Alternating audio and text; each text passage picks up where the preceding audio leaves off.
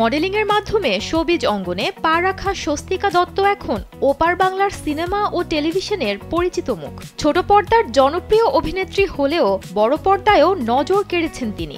অভিনয়ে ভিন্নতা আনতে সচেষ্ট থাকা এই সুন্দরী অভিনেত্রী সম্প্রতি ঘনিষ্ঠ দৃশ্যে কাজ করা প্রসঙ্গে নিজের মতামত প্রকাশ করে উঠে এসেছেন শিরোনামে।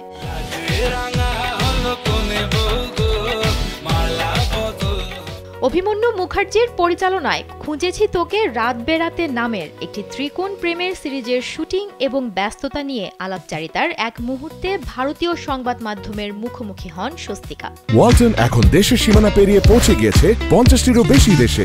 ওয়ালটন, ঘরে ঘরে বিশ্বজুড়ে। টলিউডে অভিনয় শিল্পীদের খোলামেলা পোশাক ও ঘনিষ্ঠ দৃশ্যে অভিনয়ের প্রসঙ্গে প্রশ্ন করা হলে নিজের অবস্থান পরিষ্কার করে স্বস্তিকা বলেন, আমি শুধু তখনই খোলামেলা পোশাক বা ঘনিষ্ঠ দৃশ্যে অভিনয় করব যখন তা গল্পের প্রয়োজনে জরুরি হবে। চিত্রনাট্যে কতটা প্রয়োজন সেটা আগে বুঝব, এরপর রাজি হওয়ার কথা ভাবব। স্বস্তিকা আরও জানান, নিজেকে মানসিক এবং শারীরিকভাবে প্রস্তুত না করে তিনি কোনো ঘনিষ্ঠ দৃশ্যে অভিনয়ে রাজি হবেন না। এ সময় নিজেকে প্রস্তুত করার গুরুত্ব তুলে ধরে তিনি বলেন, মিমি চক্রবর্তীকে রক্তবীজ 2 সিনেমায় বিকিনিতে দেখেছেন। নিজেকে তৈরি করে তবেই সে দৃশ্যে অভিনয়ে রাজি হয়েছেন মিমিদি। আমিও এটাই করব।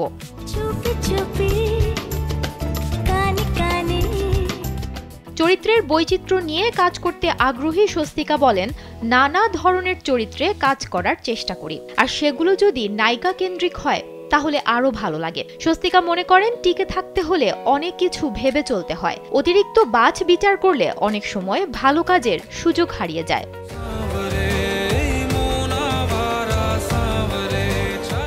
সব মিলিয়ে স্বস্তিকার বক্তব্য থেকে স্পষ্ট, তিনি চিত্রনাট্যের প্রয়োজন এবং নিজের প্রস্তুতির গুরুত্বকে প্রাধান্য দেন। অভিনয়ে খোলামেলা দৃশ্য থাকলেও তা যেন নিছক চমক নয়, বরং গল্পের আবশ্যিক অংশ, এমনটি বিশ্বাস করেন এই অভিনেত্রী। বিনোদন ডেস্ক, কালবেলা।